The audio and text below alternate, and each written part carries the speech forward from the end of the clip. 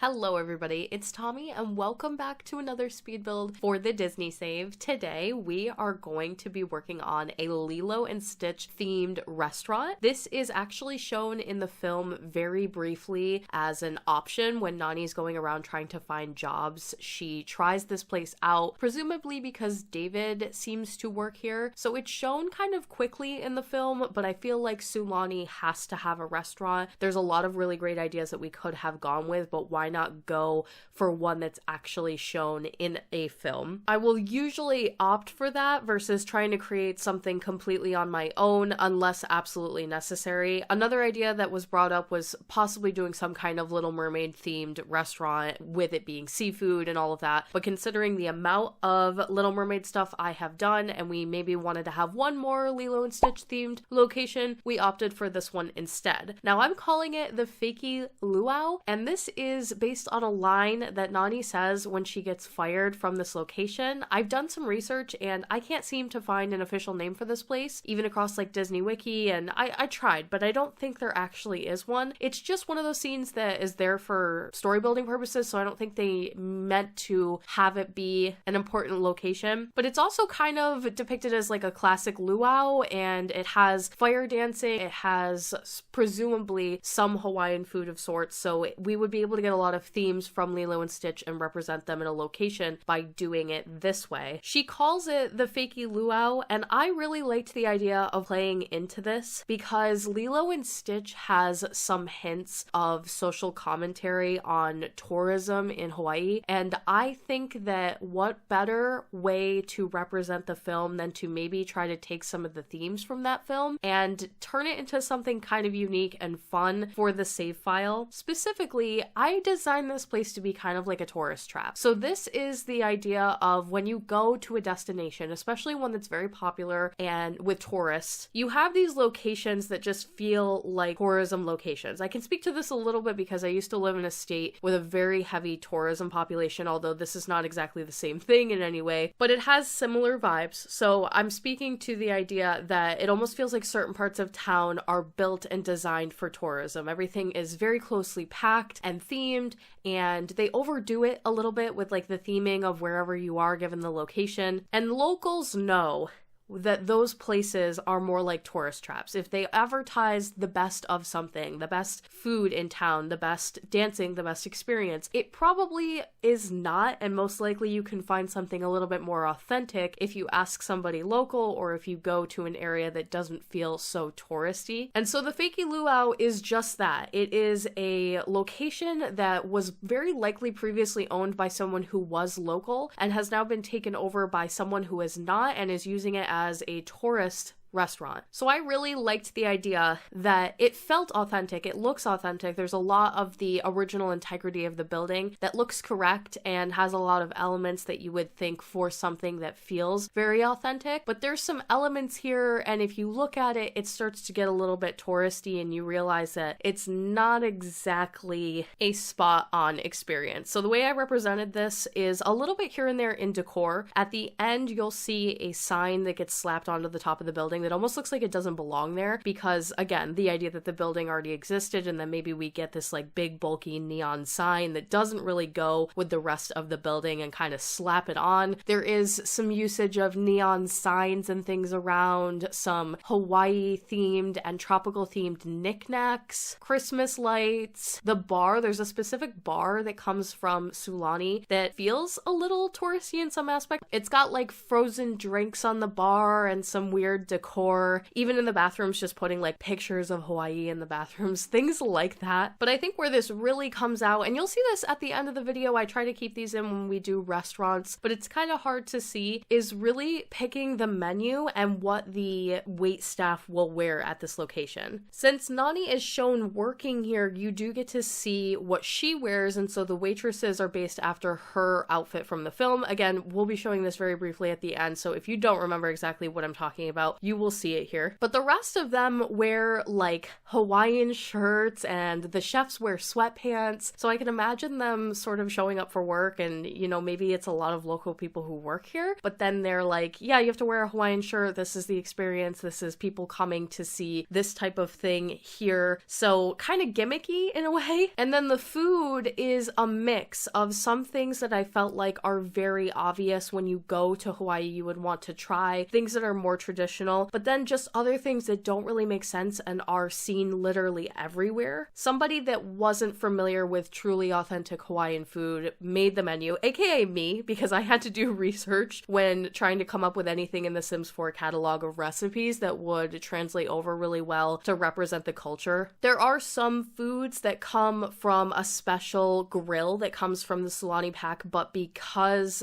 of the way that that item is designed, to my knowledge, you can't use a lot of the recipes that you can actually cook from that grill in restaurants. So a lot of those were missing when trying to pick out the menu. So there are things like a poke bowl, for example, but then there's more things that are sort of stereotypical. I tried to find anything that was seafood, but seafood in kind of like a specific way, like a fried seafood dinner or popcorn shrimp, like stuff that's just not quite right. Some grilled fruit and some salads, but then there's like a caprese salad on the menu, which doesn't really make a ton of sense. Chicken nuggets. I did also add a peanut butter and jelly sandwich because of Lilo, of course. We don't have just a peanut butter sandwich where I would have done that one. There's also some more fun gimmicky style foods on the menu, like volcano, macaroni and cheese, and a lava bundt cake. Stuff that you just feel like, I would do this. Like, I'm not knocking this at all. I'm just trying to recreate, I guess, a real life experience, and it plays into some of the themes that you see from Lilo and Stitch, something that is kind of like being spoken about throughout the film,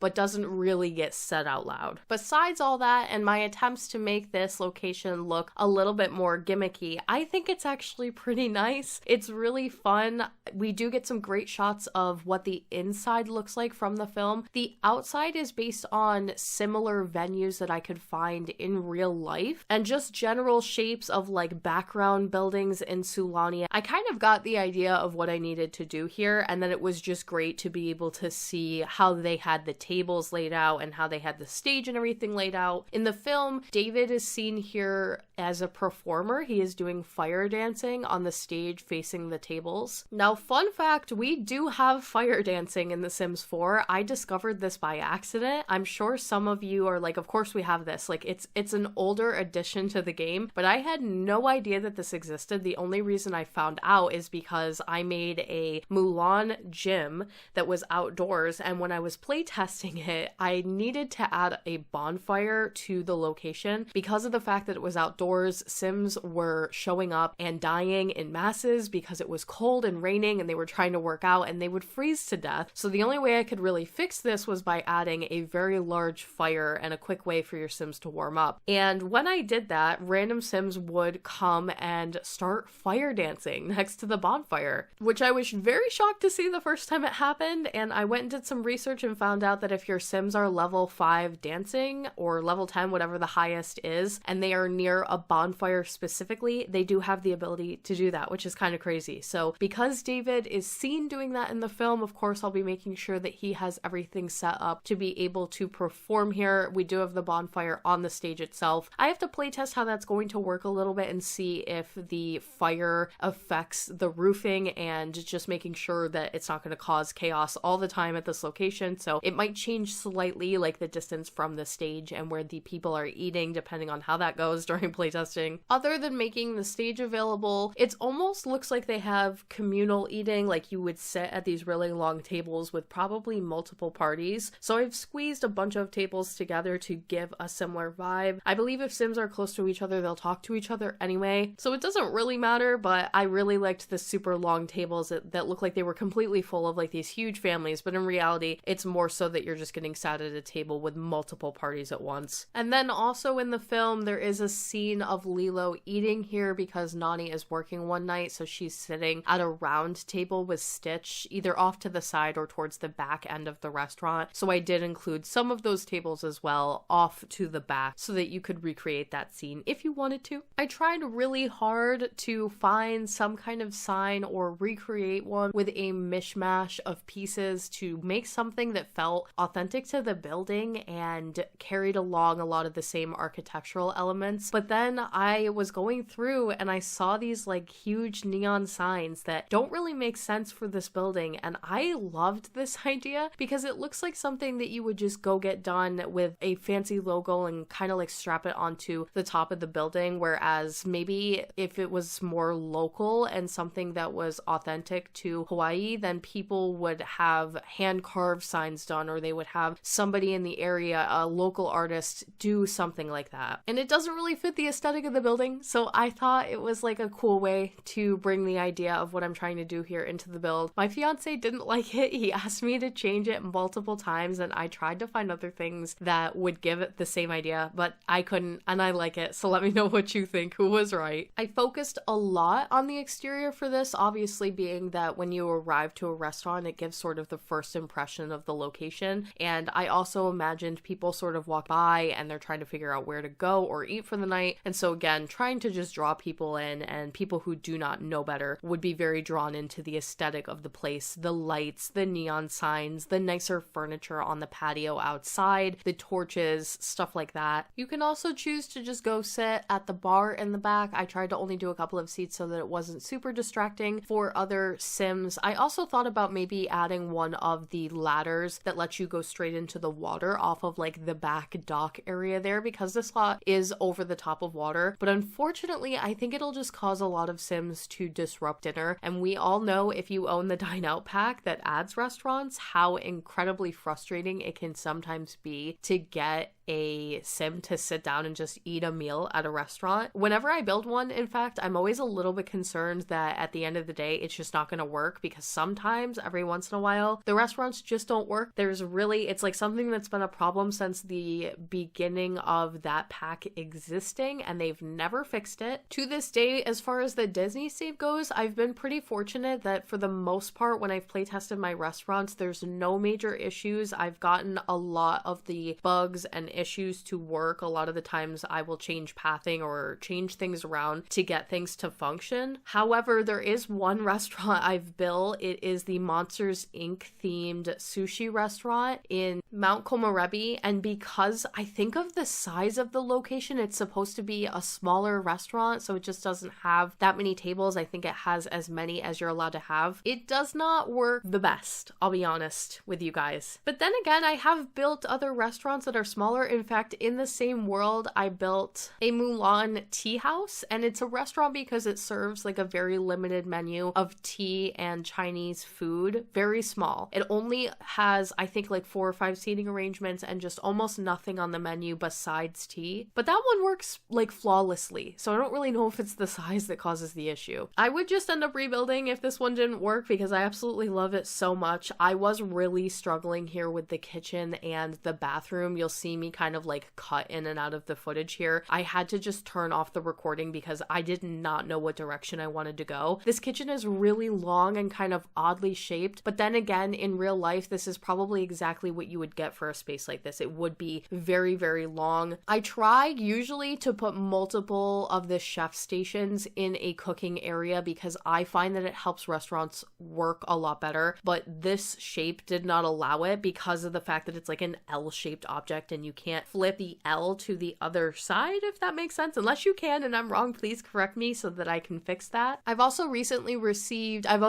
purchased some new packs, so you will see me kind of throughout the next couple of videos being a little bit unfamiliar with the catalog and trying to find some new objects and seeing new things and being really excited that they are there, like some weird clutter. I recently got the bathroom clutter kit, and I also ended up purchasing high school years because it was on sale. I'm gonna wait for Growing Together to go on sale. There's no way. I'm so done with paying full price for the expansion packs for this game. And to be honest with you, I'd really like to pick up most of the other kits. I only have a couple of the build ones. I do intend to get all of them eventually, but I just hate like spending a random $5 here and there, and while I'm in the UK, they cost more for some reason. I've heard that this is the case from people on my Patreon and in my Discord and things before, but this is my first experience with it. And basically because of the fact that they charge £4.99 for them, when it hits my bank account and it hits the exchange rate, I'll just be paying like $7 for a kit, and that's a big no-no. That it's not worth $7. It's like a handful of items. I would love if they would let you bundle a bunch of them together and then even give like a 5% discount. That would encourage me to purchase a bulk of them so quickly. And then to close out the video here today, I do want to include a little bit of the menu. Like I said, it's kind of quick here, and I did go in and make extra additions afterwards when I had some time to really research authentic Hawaiian food and try to sneak some of that in there so that you do get a choice, you know, between both. And it's a good way to represent both types of food, I guess, types of cultures. Whenever I make a restaurant, I'm really big about making sure that the theming in the menu is very different than the other ones. So I was trying my best to make sure that this wasn't just like a standard seafood restaurant.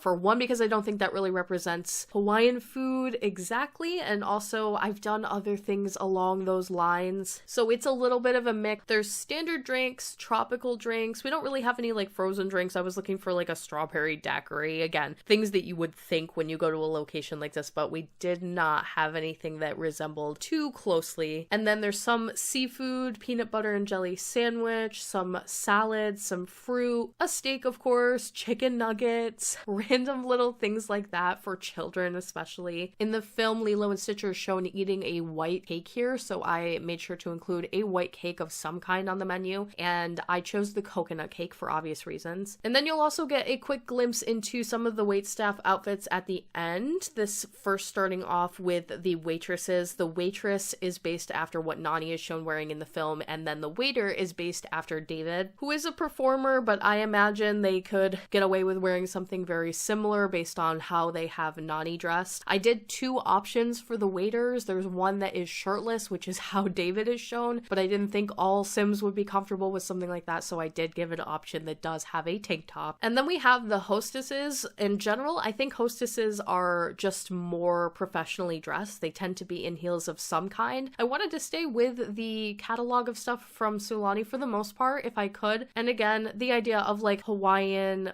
flowy, colorful, some of them being made to literally wear Hawaiian shirts. But what's even more funny is that for some of the ones that I've picked, I don't even think they're actually Hawaiian shirts. I think they're bowling shirts that have a Hawaiian pattern on them. Almost as if the people who run this place just have like a stockpile of random Hawaiian shirts in the back room and they hand them out to staff members, or they're like, when they hire people, they're like, just find a Hawaiian shirt, any color, anything. It just has to be like flowers and what you think of when you come here. The chefs aren't even really seen for the most part. Like, I can't even remember the last time I went to a restaurant and actually saw the chef unless I was sitting down to a meal where they're doing some sort of performance with the food in front of me. So for the most part, I didn't want to do anything like too nice for the chefs. Like, I don't think they need the full chef's hat and everything. Having them again with the theme of the Hawaiian shirts and then sweatpants, and then for the male presenting one, I did like the open Hawaiian shirt. I think it's really funny, almost as if the chefs like literally don't care. If you've met a chef at a restaurant like this, you know exactly what I'm talking about. They're literally just there to get paid. So that's the vibe. And I think it's kind of funny, but let me know what you think of it in the comment section down below. And that is going to be the end of today's build. I hope you liked the Fakey Luau. We have some more Lilo and Stitch builds coming up and some more characters, bonus characters, and townies coming your way over the next couple of weeks. If you'd like to support the Disney Save on Patreon, you can do so by clicking the link in my description box down below or the one at the end of the video. Thank you guys so much for watching, and I will talk to you all in the next one.